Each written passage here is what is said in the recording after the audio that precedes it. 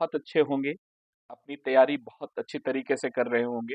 आज का ये जो थंबनेल है, आपको बिल्कुल थोड़ा-सा अलग और वो भी बायोलॉजी के लिए, यानी कि बायोलॉजी में 360 नंबर्स कैसे स्कोर करेंगे, इसके लिए मैंने एक छोटा-सा वीडियो आपके लिए बनाया है।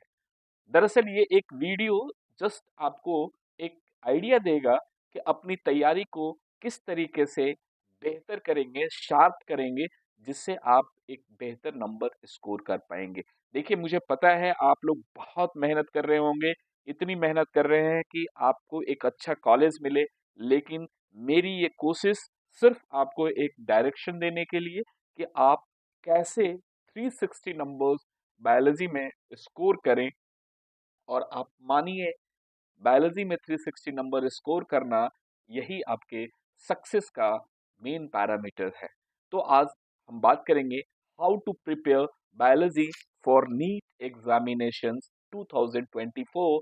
इसके लिए हम लोग कुछ टिप्स और ट्रिक्स की बात करेंगे। तो इस टिप्स और ट्रिक्स में मैं आपसे कुछ चंद बातें करूंगा जो आपको एक आइडिया देगा कि किस तरीके से हम लोग बायोलॉजी में अपने पॉइंट्स को क्या-क्या चीज़ें कवर करनी चाहिए, कौन-सी वो प्रैक्टिस होनी चाहिए, कौन-सा वो ट्रिक्स है जो आप अपनाएँ तो आपको एक बेहतर रिज़ल्ट मिलेगा बायोलॉजी में। और बायोलॉजी आपको पता है कि इसका वेटेज आपका 50% है, यानी कि बायोलॉजी अपने आप में बॉटनी एंड ज़ूलॉजी ये दोनों मिलाकर 50% का वेटेज देता है। आपको अच्छी तरह से पता है कि 620 में हाफ नंबर्स आपके बायोलॉजी से स्कोर करना है। और ये भी आपको पता है कि अगर बायोलॉजी आप अच्छे तरीके से करते हैं, ये कंप्लीट 90 क्वेश्चंस अगर आप टाइम फ्रेम में करते हैं, तो ये आपको एडिशनल वेटेज क्या देने वाला है, एडिशनल वेटेज देने वाला है फिजिक्स और केमिस्ट्री में। आपको जो टाइम टेकन वाला सब्जेक्ट्स है, वहाँ जो समय लगता है, तो आप उसके लिए यहाँ से समय बचा के उसे आप दे सकते हैं और वहाँ पर आप बेहतर टाइम एक मैनेज कर सकते हैं फिजिक्स और केमिस्ट्री के क्वेश्चंस को सॉल्व करने के लिए। तो आज आपको सबसे पहले ये समझना है कि बायोलॉजी हम लोग को कैसे करनी है। बायोलॉजी को ठीक कैसे करना है, उसकी प्रिपरेशन कैसे करनी है, टिप्स क्या होना चाहिए, तो ये आपको मैं इस वीडियो में बताऊंगा। देखिए क्या है, सबसे जो बेसिक लाइन है वो है आपका ये, और वो क्या है, read NCERT book like a teacher.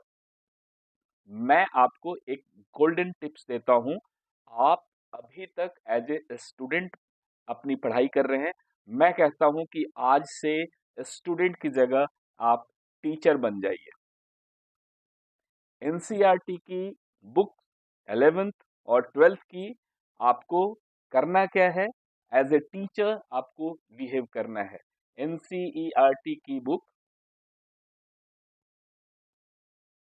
As a teacher आपको रीड करना है। एज ए टीचर का मतलब है कि आप जो भी लाइन पढ़ते हैं, उस हर एक लाइन से क्वेश्चंस जनरेट कीजिए।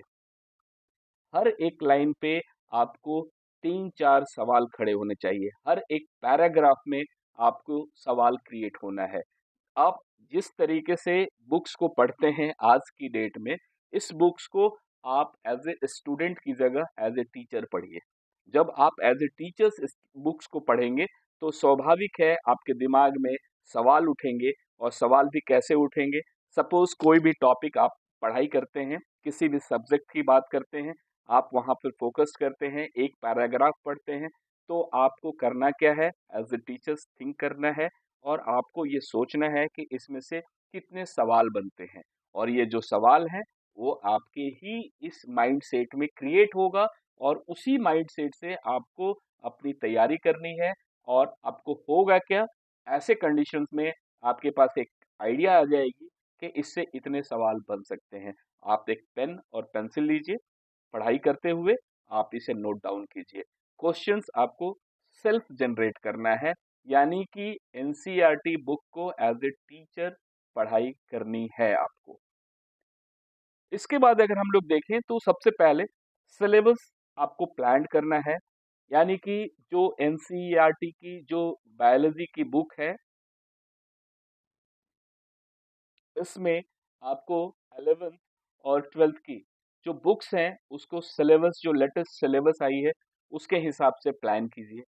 उसमें आपको सिलेबस चेक करना है कि लेटेस्ट जो अपडेटेड सिलेबस आई है एनसीईआरटी बुक्स की, वो क्या-क्या है, कैसे है, और आप अपने इसमें वीक पॉइंट्स भी देखें, कौन-कौन से चैप्टर्स अभी आपके कमज़ोर रह गए हैं, कौन-कौन से चैप्टर्स आपकी ठीक हैं। तो आप उसके हिसाब से, सिलेबस के हिसाब से आप उसके वेटेज डालिए, कौन से पार्ट को फोकस ज़्यादा करना है, किस पार्ट में फोकस आपको कम करना है। तो कुल मिलाकर और आपको एक आइडिया आएगा कि सिलेबस बेस्ड आपकी बायोलॉजी क्लास 11th और 12th आपका किस पैरामीटर पे है, किस जगह पर है। आप उसमें से गैप्स को फाइंड आउट कीजिए और उसके लिए अलग से एक्स्ट्रा टाइम मैनेज कीजिए, यानी कि extra time managements for your weak areas of biology. यानी कि जो भी टॉपिक्स है आपका बायोलॉजी में वीक एरिया है, वहां पर आपको एक्स्ट्रा टाइम मैनेज करना है और वहां पर देखिए उसे पहले प्रिपेयर करना है। इसके बाद आपको मैं बताऊं कि राइट बुक्स चूज करने का, तो एनसीईआरटी से बेहतर कोई भी बुक नहीं है बायोलॉजी के प्रिपरेशंस के लिए। तो आपको मैक्सिमम डाइवर्शन नहीं करना है, आपको 10 किताबों के फोकस नहीं करना है, अदरवाइज आपका टाइम वेस्ट होगा और आपको ऐसा लगेगा कि शायद मैं ये चूज कर रहा हूँ और ये मेरे को मिस हो रहा है। तो आपको कहीं पर भी किसी भी बुक पर बहुत ज़्यादा फोकस करने की ज़रूरत नहीं है। आपको सिर्फ और सिर्फ एनसीईआरटी बुक को ही बेस्ड मानना है। यही आपका बाइबल है, यही आपका गीता है, यही आपका रामायण है, यही आपकी सारी की सारी बुक है और इसी से आपको सक्सेस मिलने वाला है।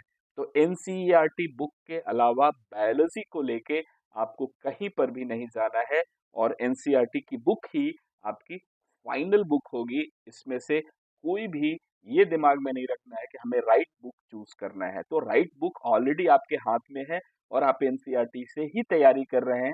तो आपको कुछ भी इसमें दिमाग नहीं लगाना है, किसी के सजेशंस को नहीं लेना है कि मैं ये बुक ले लूं या वो बुक ले लूं। किसी भी बुक पे फोकस नहीं करना है, आपको सिर्फ और सिर्फ एनसीईआरटी लाइन को लाइन बाय लाइन आपको तैयारी करनी है। इसके बाद देखिए, write down short notes while studying. आपको मैंने बताया कि बायोलॉजी के बुक्स को आप एज ए टीचर्स पढ़िए और जो शॉर्ट नोट्स हैं एज ए टीचर्स आप उसको नोट डाउन कीजिए। As a teachers note down कीजिए और बुक्स को ऐसे पढ़िए कि आपको पढ़ाना हो। आप ऐसा समझिए कि आज जो आप बायोलॉजी का टॉपिक पढ़ रहे हैं, ये कल किसी स्टूडेंट्स को पढ़ाना है क्लास में जाके, तो आपकी तैयारी ऐसे होनी चाहिए। यानी कि आप लाइन बाय लाइन बायोलॉजी के सब्जेक्ट्स में सारे पैराग्राफ्स को पढ़ें, इंपॉर्टेंट पॉइंट्स को आप नोट कीजिए और एज ए क्वेश्चन मार्क्स आप उसको क्रिएट करके अपने बुक्स में रखिए। तो आपको नोटबुक्स में अगर आप क्वेश्चंस के हिसाब से प्लान करते हैं एनसीईआरटी के हर पैराग्राफ से, तो आपकी पूरी की पूरी तैयारी बायोलॉजी की हो जाएगी। इसके बाद अगर आप देखा जाए तो बायोलॉजी का एक मास्टर स्ट्रोक क्या है? Revision and revision. Maximum times आपको देना है रिविजन्स के लिए। रिविजन्स आप जितना करेंगे, जितनी बार रिवीजन करेंगे, ये वैसे ही है।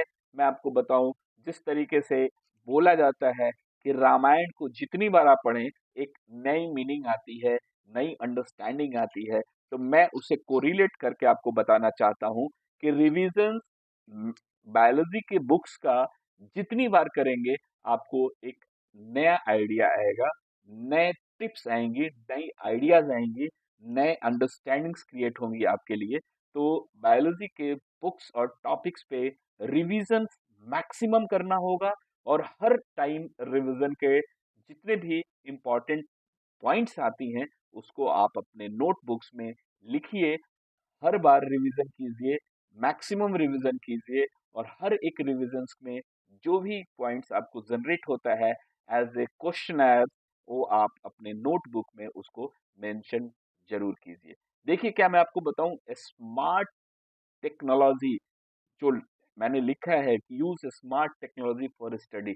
स्मार्ट टेक्नोलॉजी मीन्स लेंदी स्टडीज की बात नहीं करता हूं मैं, स्मार्ट टेक्नोलॉजीज की बात करने का कह रहा हूं कि आपकी जो ये रिविजन्स एंड रिविजन्स रिविजन्स के बाद जो आउटपुट निकलता है, इसके बाद आपको मैक्सिमम आपको रिसोर्सेज को यूज करना है। यानी कि आज की डेट में ऑनलाइन आपको बहुत सारे इंफॉर्मेशंस मिलेंगी, ऑफलाइन भी बहुत सारी इंफॉर्मेशन मिलेंगी। तो ऑनलाइन और ऑफलाइन कंडीशंस में आप मैक्सिमम क्वेश्चंस, पॉइंट्स, एमसीक्यूज ये आप गैदर कीजिए, इंफॉर्मेशंस अपने पास लाइए और उसको अपने स्टडीज में यूटिलाइज कीजिए। इन सारी चीज़ों में आपका सबसे जो की रोल है, वो है आपका टाइम मैनेजमेंट। टाइम मैनेजमेंट आपको अच्छी तरह से पता है कि इससे पहले मैंने जब एक वीडियो बनाया था, आपको समझाया था कि टाइम मैनेजमेंट ये बहुत ही इम्पोर्टेंट रोल है। और उसमें भी अगर बायोलॉजी की बात करते हैं, तो बायोलॉजी में 90 क्वेश्चंस को करने के लिए आपका टाइम ये है। आप अगर सोचते हैं कि हमें 3 घंटे में अगर हम लोग 1 और 30 मिनट्स हम बायोलॉजी के लिए दे दें, तो ये इसके लिए गलत होगा। आपको प्लान करना है कि बायोलॉजी के 90 क्वेश्चंस मिनिमम टाइम में कंप्लीट करना है। यानी कि आप टारगेट कीजिए max to max 45 minutes. Max to max 45 minutes में आपको 90 क्वेश्चन सॉल्व करने हैं। और इससे बेनिफिट यही मिलेगा कि ये जो टाइम आप यहाँ से बचाएंगे, ये टाइम जो आप यहाँ से सेव करेंगे, ये टाइम आपको फिजिक्स और केमिस्ट्री में मदद मिलेगा। यानी कि बायोलॉजी में जो टिप्स और ट्रिक्स की बात करते हैं, इसमें सबसे बड़ी बात यही है, अल्टीमेटली 360 नंबर्स पाने के लिए मैक्सिमम रिविजन्स आपको करना होगा, शॉर्ट नोट्स बनाने होंगे, मैक्सिमम आपको रिसोर्सेस यूटिलाइज करनी होगी, ऑनलाइन और ऑफलाइन मोड में आपको एमसीक्यूज करना होगा, प्रैक्टिसेस करनी होगी। टाइम मैनेजमेंट्स में आपको 90 questions max to max 45 minutes, या मैं कहता हूं कि उससे भी कम अगर आपका एक्सपर्टीज बनता है, तो आप उससे भी कम टाइम में इस 90 क्वेश्चंस को सॉल्व करने का प्लान कीजिए। प्रैक्टिसेस जो क्वेश्चंस हैं, यही आपके सक्सेस का और टाइम मैनेजमेंट का बेस्ट टूल है। यानी कि आप जब प्रैक्टिसेस करेंगे, एमसीक्यूज, यही आपको टाइम मैनेजमेंट भी सिखाएगा। यानी कि कितने कम टाइम में आप ये कुछ क्वेश्चंस वगैरह कर पाते हैं, ये सारी चीजें आपको आएंगी। एमसीक्यूज ऑफलाइन मोड में आप दीजिए, ऑफलाइन मोड में ओएमआर सीट्स भी भरिए, ऑफलाइन मोड में दीजिए, ओएमआर सीट्स भी आपको भरना है। और ये देखिए कि जब ये सारी चीज़ें आप करते हैं, तो आपको कितना टाइम लगता है। हर एक मॉक टेस्ट में आपका टाइम रिड्यूस होते जाना चाहिए। 360 नंबर्स स्कोर करने के लिए मिनिमम मिस्टेक्स होने चाहिए, मैक्सिमम आपको अटेम्प्ट्स करनी है। टाइम मैनेजमेंट्स पे आपको बहुत फोकस रखना है। यहाँ से जो आप टाइम बचाएंगे, जो आप ट्रांसफर करेंगे फिजिक्स और केमिस्ट्री के लिए, वहीं से आपको सक्सेस निकल कर आएगा। क्योंकि बायोलॉजी में नंबर स्कोर करने के बाद आपके पास जो बेस्ट पार्ट है, वो आपको जो टाइम आप ट्रांसफर करेंगे, ये टाइम ही आपको मदद करेगा। किसके लिए? ये टाइम मदद करेगा फिजिक्स और केमिस्ट्री के लिए। एक और बात, फिजिक्स केमिस्ट्री की बात हम लोग फिर से कर लेंगे, लेकिन topic wise NEET biology preparations बहुत जरूरी है। मैं आपको बताऊं, subject wise, lesson wise, chapter wise आप तो तैयारी करते हैं, टॉपिक वाइज तैयारी करना भी एक बहुत ज़्यादा इंपॉर्टेंट है। कि अगर बायोलॉजी में आपके डिफरेंट टॉपिक्स आप उठाते हैं, टॉपिक्स को रैंडमली आप चेक करिए और उस टॉपिक्स के सवाल, एमसीक्यूज, क्वेश्चन कीजिए। आप फिर देखेंगे कि वो टॉपिक वाइज आपके क्लियर होता है ये नहीं। अगर आप टॉपिक वाइज बायोलॉजी का प्रिपरेशन करते हैं, तो it will help you more, और आप यहाँ से सक्सेस पा पाएंगे, आपको अच्छे नंबर्स मिलेंगे। देखिए क्या है, कुछ पॉइंट्स है जिसको आप फोकस कीजिए। जैसे क्या है, avoid using more resources of study material. मैं बार बार कहता हूं कि कभी भी बहुत ज्यादा आपको फोकस नहीं करना है रिसोर्सेस ऑफ बुक्स के लिए। यानी कि आपको मिनिमम बुक्स रखनी है। मैं तो कहता हूँ कि एनसीईआरटी के अलावा आपके पास कोई बुक नहीं होनी चाहिए बायोलॉजी में, यानी कि आपको अदर बुक्स पे कभी भी फोकस नहीं करना है। एनसीईआरटी की बुक और आपका नोटबुक यानी जिसमें आप अपने शॉर्ट नोट्स लिखते हैं, जो क्वेश्चनर्स लिखते हैं और जो अपने डाउट्स और या कुछ इंपॉर्टेंट टॉपिक्स लिखते हैं, उसको आपको रखना है। Do not leave any topic as a questions are asked from each topic. ये ध्यान रख लीजिएगा कि जब भी आप एनसीईआरटी बुक्स की पढ़ाई करते हैं, तो आपको ये ध्यान रखना है कि कोई भी ऐसी टॉपिक मिस ना करे, और कोई टॉपिक अगर आपको समझ में नहीं आ रहा हो, तो उस टॉपिक को सबसे पहले क्लियर करना बहुत ज़रूरी है आपको। ऐसा नहीं कि स्किप कर दिया, आप आगे बढ़ गए और फिर आप प्लान कर रहे हैं कि फिर आगे फर्दर मैं आके कर लूँगा, नहीं। स्टेप बाय स्टेप उसे क्लियर कीजिए, क्लियर करने के बाद ही आप आगे बढ़िए। Solve multiple choice question as much as you can show that you can easily answer the NEET examination, यानी कि आप जितना ज्यादा मल्टीपल चॉइस क्वेश्चंस अटेम्प्ट लेंगे, असर्शन रीजंस करेंगे, उतना ही आपको बेनिफिट्स होने वाली है। देखिए, ट्रू फॉल्स असर्शन रीजंस के जो पैटर्न्स हैं, आपने देखा होगा कि अब ऐसे ही क्वेश्चंस मैक्सिमम्स आ रहे हैं। तो आपको फोकस करना है कि मैक्सिमम जो क्वेश्चंस हैं, आपको चूज करना है डिफरेंट रिसोर्सेज से, ऑफलाइन मोड में आपको मिलता हो, ऑनलाइन मोड में मिलता हो, डिफरेंट इंस्टीट्यूट्स के बहुत सारे मॉक टेस्ट पेपर्स हैं, उसको आप कलेक्ट कीजिए। बहुत सारे टेलीग्राम चैनल्स पे इंफॉर्मेशन है, उसको गैदर कीजिए और वहाँ से आप अपनी प्रैक्टिसेस को इन्हांस कीजिए, शार्प कीजिए, और वहाँ से आपको एक बेहतर रिजल्ट्स मिल पाएगा। Practice the previous year's papers to get an insight and understanding of what types of question। देखिए, पैटर्न्स आपको पता है, पिछले 2 सालों से जो पैटर्न्स ने चेंज हुआ है नीट के एग्जामिनेशन में 2 या 3 सालों से, उसको आप समझने की कोशिश कीजिए, असर्शंस रीजंस को आप समझने की कोशिश कीजिए। एक ही सवाल में आपको 5-5 क्वेश्चन, 5-5 टॉपिक्स नजर आएंगी। एक 4 नंबर्स के लिए आपको पता चला है कि 4-4 पॉइंट्स को क्लियर करना पड़ता है।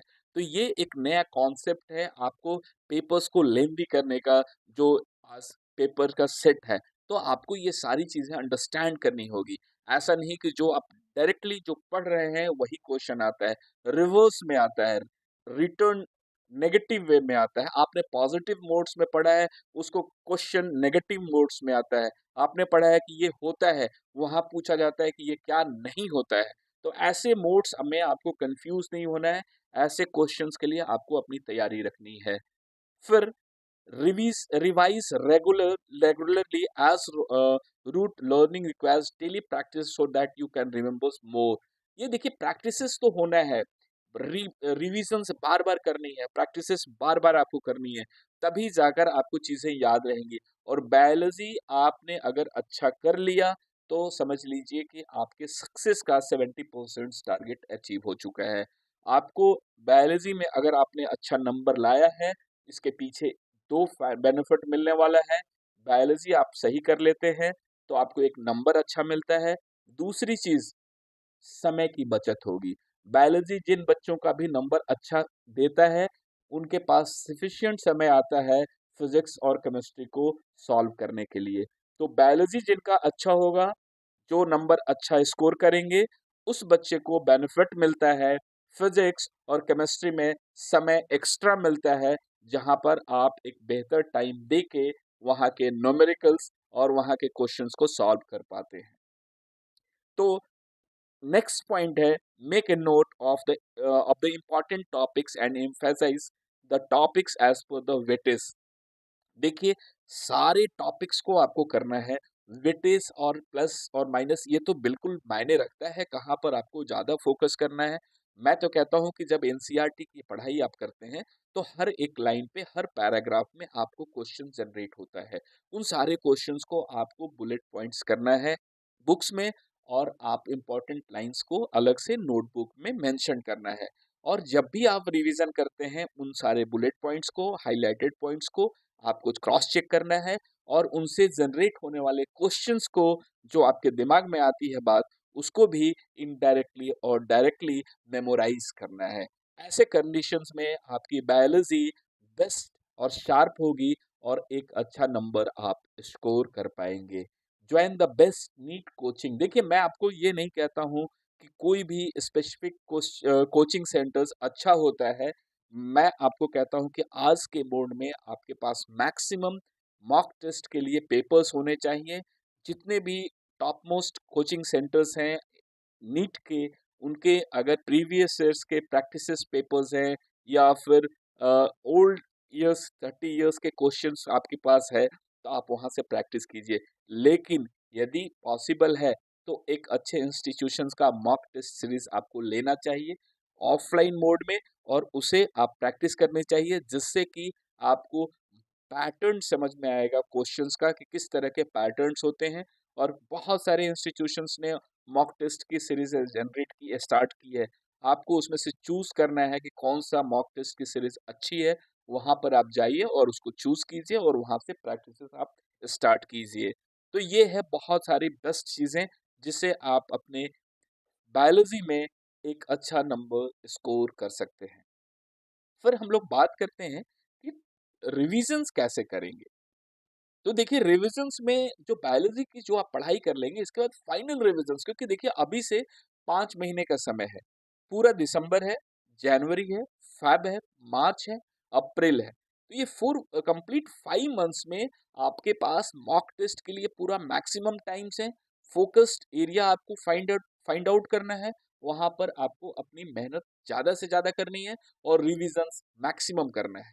तो thoroughly reviews of all diagrams, देखिए एनसीईआरटी के बुक्स में जितने भी डायग्राम्स हैं, टेबल्स हैं, वो आपको बहुत ही दिमाग लगा के कंसंट्रेट करके फोकस्ड वे में हर एक डायग्राम्स को स्टडी करनी है, हर एक डायग्राम को अंडरस्टैंड करना है, और उससे जितने भी इंफॉर्मेशन है उसको उस एनसीईआरटी के बुक पर आप मेंशन कीजिए या आप अपने नोटबुक पर भी मेंशन कीजिए। जितने भी टेबल्स दिए हुए हैं, यानी कि उस टेबल्स में कंटेंट्स होंगे, क्या क्या इंफॉर्मेशंस है, क्योंकि सवाल वहीं से बन के आते हैं, उस टेबल से आएगा, डायग्राम से आएगा। तो आपको डायग्राम्स और टेबल्स पे फोकस करना है, और तब जाके आपकी पूरी की पूरी एनसीईआरटी बुक की रिवीजन हो पाएगी। अब देखा जाए तो plants and kingdoms, animal kingdoms, plant morphology, plant anatomy या एनिमल टिश्यूज, ये जो टॉपिक्स है ना, ये बहुत ही थॉरली आपको पढ़ना होगा।